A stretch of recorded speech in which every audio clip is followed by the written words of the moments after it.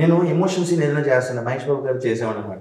అది చేస్తుంటే నిజంగా నేను ఏడ్చినప్పుడు నాకు అది ఏం మహేష్ బాబు ఇమిటేట్ చేస్తాను.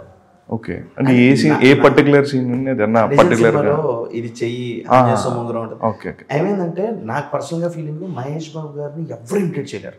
ఓకే, ఎందుకంటే ఒక పెక్యులర్ గా ఆయన వాయిస్ కానీ, ఆయన నేను మహర్షి సినిమాలో దగ్గర నుంచి చూసాను కూడా చెప్తున్నా, ఆయన ఓల్ అండ్ సోల్ పెట్టి మొత్తం అంటే ఆ బాడీ అంతా యూజ్ చేస్తారు ఆయన.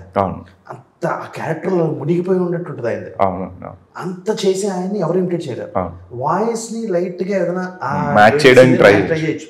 నేను ఆ మిమిక్రీ చేయడంలో నేను ఈ డైలాగ్ చెప్తుంటే ఏదైనా ఆ డైలాగ్ అని కాదు, ఫస్ట్ లో ఎలా ఉండేదంటే ఆడిషన్స్ లో సినిమా డైలాగ్ చెప్పేవాడు. మనకు తెలియదు కదా, ఇంకో కాన్సెప్ట్ ఉంటుంది, దాన్ని మనం ఊహించుకోవచ్చు.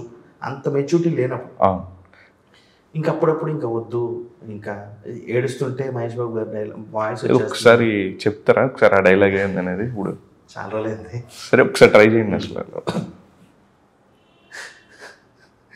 ఇప్పుడు మీ టైం నడుస్తుంది, మా టైం వస్తుంది చూడు.